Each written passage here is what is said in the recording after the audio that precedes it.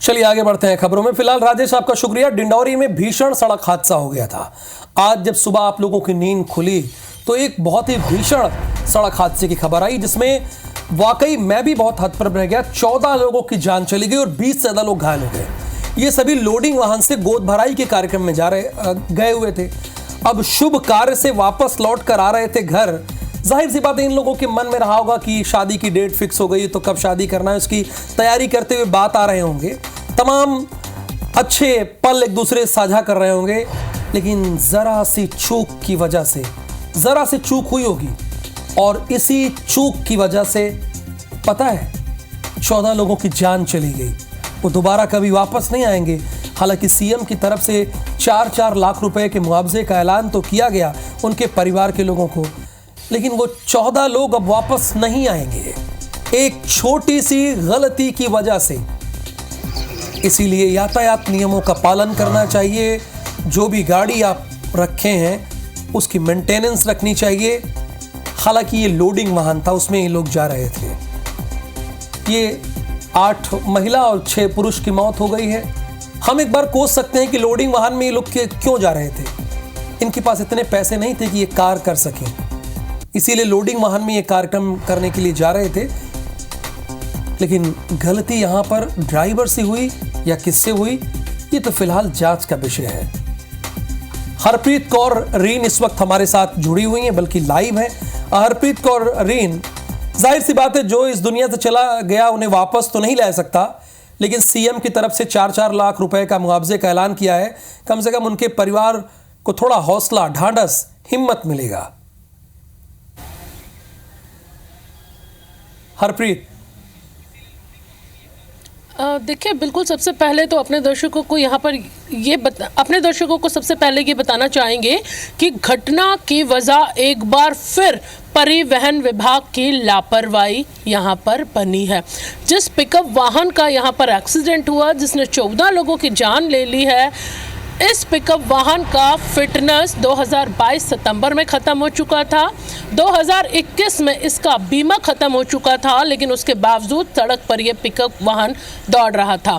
डिंडौरी की यह घटना है। बड़झर घाटी के पास बताया जा रहा है कि अनियंत्रित होकर यह पिकअप वाहन 20 फीट नीचे खेत में गिरा, जिसके चलते इसमें जो 14 लोग सवार थे उनकी मौके पर मौत हुई। इसके अलावा जो और लोग इसमें सवार थे, जो 21 लोग बताए जा रहे हैं, उन्हें हॉस्पिटल में एडमिट किया गया है। और उन्हें यहाँ पर मुख्यमंत्री डॉक्टर मोहन यादव ने निर्देश दिए हैं कि अगर घायलों की हालत गंभीर है तो उन्हें आसपास के जो बड़े ज़िले हैं, वो जबलपुर है, वहाँ पर उन्हें पहुँचाया जाए और बेहतर इलाज उन्हें वहाँ पर दिया जाए।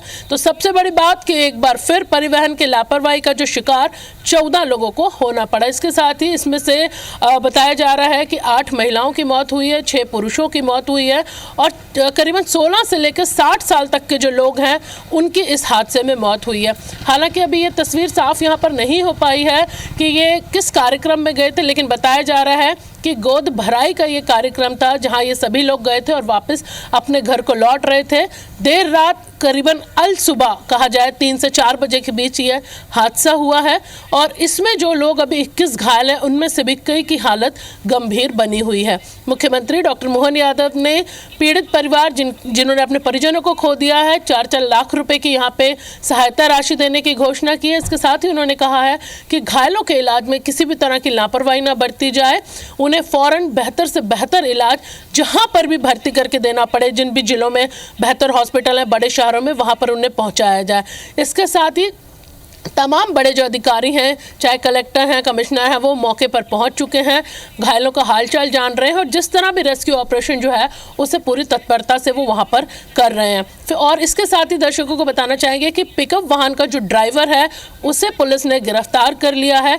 उसने जो वजह एक्सीडेंट की बताई है, उसका कहना है कि गाड़ी के ब्रेक फेल हुए, जिसके बाद उसने गाड़ी से नियंत्रण खो दिया और गाड़ी बचाते बचाते खेत में करीबन 20 फीट नीचे जा गिरी और इतने लोगों की मौत हो गई। खास बात यह है कि देर रात का ये हादसा है, लोग नींद में थे जब ये घटना हुई। एक के ऊपर एक वो गिरे, क्योंकि क्षमता से ज्यादा पिकअप वाहन, उस लोडिंग वाहन में ये बैठकर उस समारोह से वापस घर तो को कोई दो राय नहीं है, क्षमता से ज्यादा लोग थे। लेकिन हरप्रीत कौर रीन ने एक बहुत ही अहम बात बताई है, इस गाड़ी का ना तो फिटनेस था, ना तो इंश्योरेंस था, और जो भी था वो 2022 में ही खत्म हो गया था।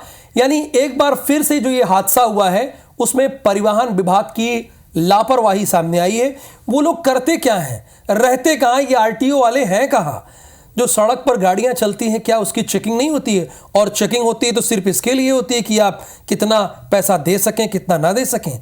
बताइए, अगर इसके लिए नहीं होती है तो आरटीओ बताइए कि इस तरह की खराब और खटारा गाड़ी क्यों चल रही है सड़क पर। ये सवाल आपसे पूछा जाएगा कि नहीं पूछा जाएगा? आप कहेंगे आप मीडिया वाले तुरंत सवाल उठा दिए। देखिए, हिस्ट्री है, कई बार ऐसी खबरें हमने दिखाई है, तो कम से कम जो खटारा बसें चल रही हैं उन पर भी ध्यान दे लीजिए कि वो ना चले। थैंक यू हरप्रीत कौर रीन इस पूरी जानकारी के लिए आपका।